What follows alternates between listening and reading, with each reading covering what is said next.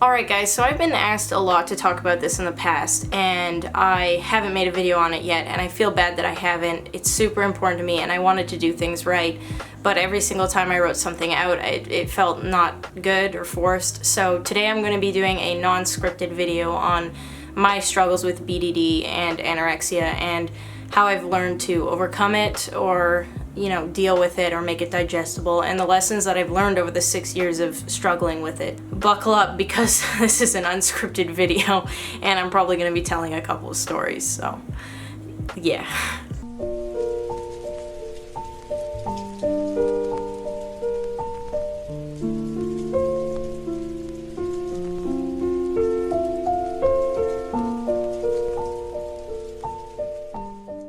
Body dysmorphia is something that not only I've struggled with, but a lot of my family members and friends struggle with as well.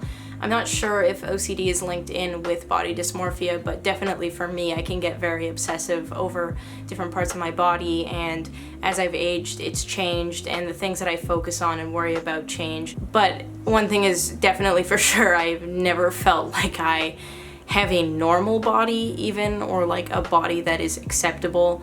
I have for a long time felt a lot of value in how thin I was, how much fat I could grab, how small the waist was on my body.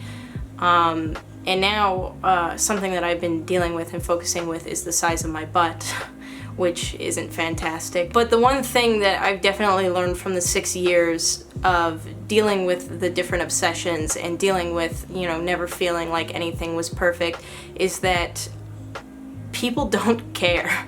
And I don't mean that in a mean way, that people don't care about you. People care about you. People don't see the things that you see. In fact, people are way more likely to see the positives and be jealous of certain things that you might have that they don't, that you take for granted.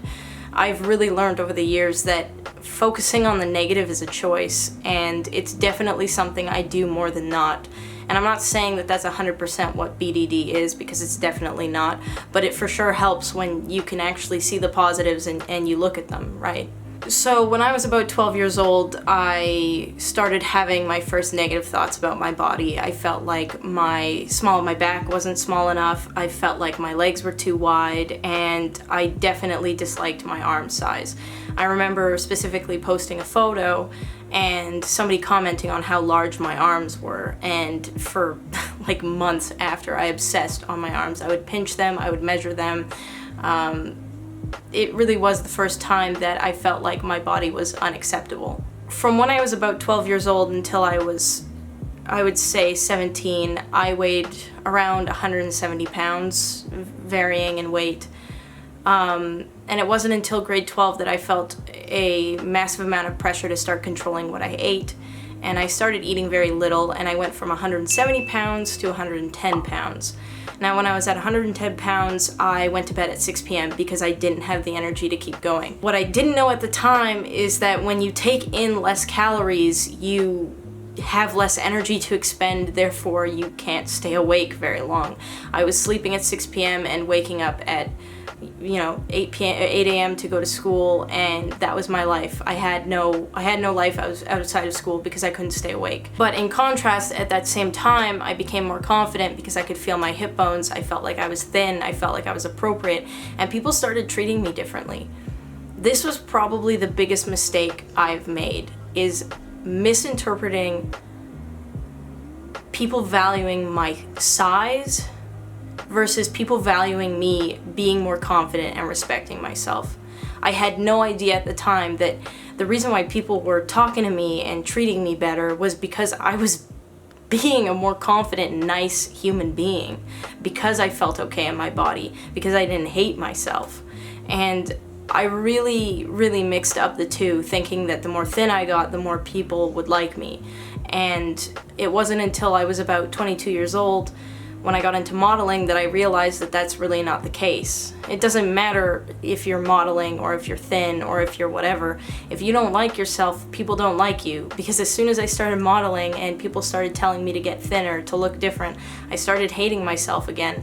And guess what? People started treating me like shit again because I was treating myself like shit. I think the biggest thing that I've learned from obsessing over my body and worrying about things is that the second that you allow yourself to believe that you are not worth it is the second that you allow people to treat you poorly. Basically, what I'm trying to say is that people love you and value you no matter what if you love and value yourself.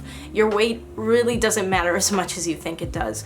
To be honest, I know a billion curvy women that I admire and worship and think are fantastic, but there's also a billion thin women that I admire and think are fantastic, because the women that embrace their bodies and celebrate them and are happy about them and are thankful for the things that they do have, those are the women that are attractive. Those are the people that are attractive.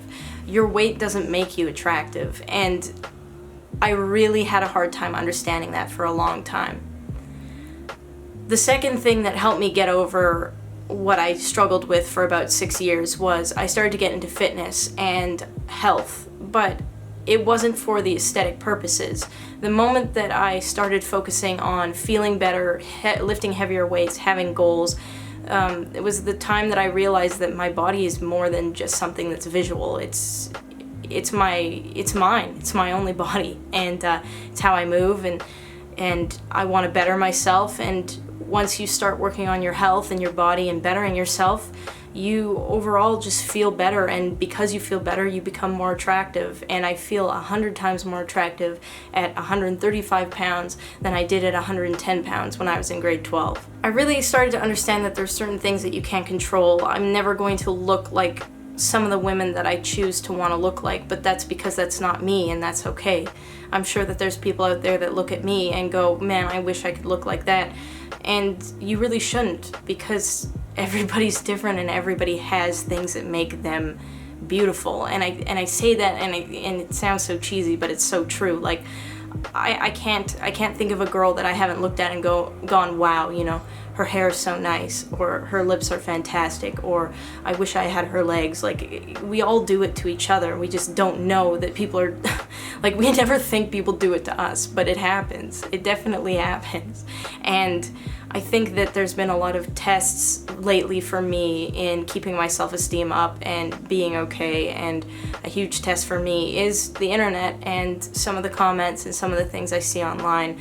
Sometimes it's really hard to try and keep in mind that, like, yes, there are negatives about my body and my face, but for every negative there's a million positives, and that's something that you really need to keep in mind, that, like, yes, people are going to point out negatives in you because that's just what the internet is, or that's what people are, but know that, like, there are a shit ton of positives that outweigh any negatives. Like, you're a human being, you're beautiful. And I really, really, really believe, and this isn't a lie at all, I really believe that anybody can be beautiful at any weight. I think that people can be unhealthy at certain weights, but I still can admire and worship the human body in all forms. And maybe that's the artist in me, I don't know, but I don't want anybody thinking that there isn't things to appreciate in yourself, because there always are.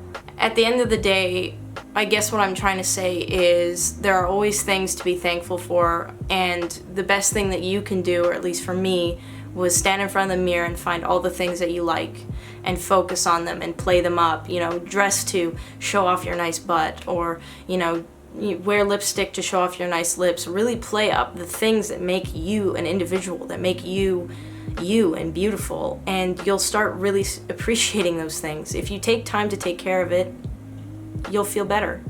At least I did, and it's for sure helped me figure out who I am and what I like about myself, and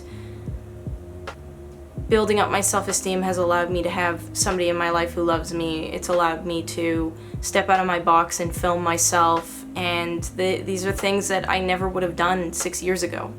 I never would have filmed myself 6 years ago, but I'm here and I'm doing it. I filmed full body shots of me today, and that's something I never would have imagined even a year ago doing. So keep working at it, keep finding things that you like, keep reminding yourself that you know, you're never going to be exactly what you want, because it's impossible for everyone. Not just you, not just me, everyone. And you're beautiful, and you're worth a lot. And you're more than just physical. Be healthy, be happy, work on how you feel, work on projects that you like.